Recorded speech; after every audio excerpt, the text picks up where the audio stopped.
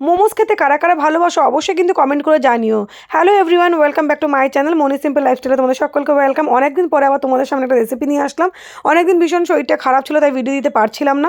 তো দেখো আজকে বাড়িতে বানাবো মোমোস। আর এই শীতের সময় কিন্তু দোকানের মোমো বলো বা স্ট্রিট সাইড যে মোমোগুলো, ওগুলো কিন্তু আমরা খেতে ভীষণ পছন্দ করি। আর স্ট্রিট সাইড মোমোর একটা স্পেশাল হলো, সেটা হচ্ছে কোনো মোমো স্যুপ দেয়। তো যাই হোক, সবসময় তো আর বাইরে কিনে খাওয়াটা ভালো না, অতটা হাইজিনিকও না, তাই আজকে ভাবলাম যে আজকে বাড়িতেই বানিয়ে খাওয়াবো ছেলেকে মোমোস। আর বোনকেও বলেছি, বোনের হাজব্যান্ডকে, বোনের ছেলেকেও আসতে বলেছি। আর তারপরে ঘরে সবার জন্য বানাবো। তো ভেজ মোমোসে কিছু বানাবো আমার জন্য, যেহেতু আমি চিকেন খাই না। তো তোমাদেরকে চিকেন মোমোসের রেসিপিটা দেখাই। দেখো এখানে মোমোস ডো বানিয়ে নিয়েছি। ডোটা বানানোর সময় ময়দাটাকে আমি নিয়েছি, রেগুলার যে আমরা ময়দা ইউজ করি সেই ময়দাটাকে নিয়েছি। তারপরে গরম জল দিয়ে, এটাকে মানে উষ্ণ গরম জল দিয়ে ভালো করে ডোটা মেখে নিয়ে তারপরে আমি অয়েল ওটাকে লাগিয়ে ঢাকা দিয়ে রেখে দিলাম। এবার এখানে স্টাফিংয়ের জন্য দেখো চিকেন, বাড়িতে যে চিকেন এসেছিলো সেই চিকেন থেকে সলিড পিসগুলো রেখে দিয়েছিলাম।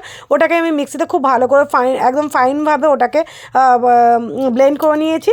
তো বাড়িতে কিনে আনা কিমার থেকে আমার মনে হয় এরকম মিক্সিং জারে পেস্ট করে নিলে ভালো হয়, তাহলে এটা ভীষণ সফট হয়ে যায় এবং ভীষণ সফট ডো, মানে স্টাফিংটা ভীষণ সফট হয়। তো তারপর দেখো কিছু ভেজিটেবলস দিয়ে দিয়েছি। এখানে দিয়েছি বাঁধাকপি কুচোনো, দিয়েছি পেঁয়াজ মানে স্প্রিং অনিয়ন যেটা আর কি কুচোনো। আর তারপর দিয়েছি গাজর গ্রেট করে নিয়েছি, কুচোনো পেঁয়াজ দিয়েছি, কাঁচা লঙ্কা কুচি খুব সামান্য পরিমাণে দিয়েছি, লবণ দিয়ে দিলাম, সয়া সস দিয়ে দিলাম, তারপরে দিয়ে দিলাম একটু টমেটো কেচাপ দিয়ে দিলাম। এবার এটাকে খুব ভালো করে মাখবো। তারপরে একটু সামান্য আমি তেল দিয়ে দিলাম, তোমরা চাইলে এর মধ্যে বাটার দিতে পারো গলিয়ে, কিন্তু বাটার ছিল না তাই আমি অল্প একটু সাদা তেলের মধ্যে দিয়ে দিলাম। দিয়ে এবার এটাকে খুব ভালো করে আমি মানে মানে স্টাফিংটাকে রেডি করে নেবো। হ্যাঁ, গোলমরিচ দিয়েছি, গোলমরিচ গুঁড়ো আর কি। তো এবার এটাকে খুব ভালো করে রেডি করে নিতে লাগবে। আর একটু বাটার দিলে ভীষণ জুসি জুসি হয়, আর এমনি অয়েল দিলেও কিন্তু অয়েল দিয়েও করতে পারো। তো সেই জন্যই বললাম যে এইভাবে আমি মানে আগেও একবার করেছিলাম কিমা দিয়ে, যেটা অতটা ভালো হয়নি। তবে এইভাবে চিকেনটাকে পেস্ট করে নিয়ে স্টাফিংটা রেডি করলে কিন্তু ভীষণ জুসি জুসি হয়। তো দেখো একদম স্টাফিংটা রেডি, কিছুক্ষণ রেখে দিয়েছিলাম। তারপরে এবার দেখো পাতলা পাতলা করে, ঠিক লুচি যেভাবে বেলি তার থেকে একটু পাতলা করে নিয়েছি। অনেকে গ্লাস দিয়ে কেটে কেটে নেয় একটা বড় করে বেলে নিয়ে, কিন্তু আমি একদম ছোটো ছোটো সাইজের ছোট্ট ছোটো করে গোল্লা গোল্লা করে নিয়ে তারপর আমি এরকম বেলে নিয়েছি। দেখো কতটা স্কিনি হয়েছে, মানে একদম লুচির থেকে একটু পাতলা করে নিয়েছি। এই যে ছোট্ট ছোট্ট একদম লেচি কেটে নিয়েছি, কারণ এইভাবে আমার বেশি সুবিধা হয়, তার জন্য আমি এইভাবেই করে নিয়েছি।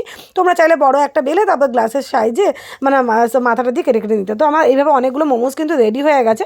তো তোমাদেরকে একটা দেখানোর জন্যই আমি রেডি করছি, কেন ভাপানোর জন্য একটু সময় লাগে। তো আমি ওই যদি অনেকটা যে যেইভাবে পারো মানে করে নেবে, আর সবথেকে সহজ যেটা আমি সেটাই তোমাদেরকে দেখাবো। দেখো এইভাবে জাস্ট কোনো কিছুই না, একটু এরকমভাবে পুলি পিঠের মতো রেডি করে তারপর এইভাবে ফোল্ড করে দিলেই আমার একদম রেডি। মোমোসের অনেক রকম প্যাটার্ন হয়, তবে সবাই তো সব প্যাটার্নটা পারে না, তো আমি এইভাবেই করেছি। দেখো যেমন পেরেছি আর কি, তবুও হোমমেড, তো যেমন পেরেছি তেমনটাই করেছি। আমার সত্যি কথা ভীষণ ঠান্ডা লেগেছে, তার জন্য আমি কোনো ভিডিও এডিটিং করতে পারছি না। তো দেখো এগুলোকে দিয়ে প্রায় আমি 20 থেকে 25 মিনিট এগুলোকে একদম ভাপিয়েছি।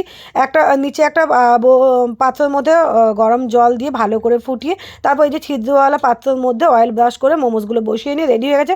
সত্যি কথা বলতে ভীষণ ভালো হয়েছিল খেতে, সবাই ভীষণ প্রশংসা করেছে। হোমমেড মোমোস, আর মোমোস চাটনিটাও আমি বাড়িতেই তৈরি করে রেখেছিলাম এর আগের থেকেই, তো সেটাই আর দেখালাম না আজকে। ভীষণ ভালো হয়েছিল, সবাই বলেছে খুব ভালো হয়েছে। তোমরাও এইভাবে বাড়িতে ট্রাই করতে পারো, ভীষণ ভীষণ ভালো লাগে মোমোস খেতে।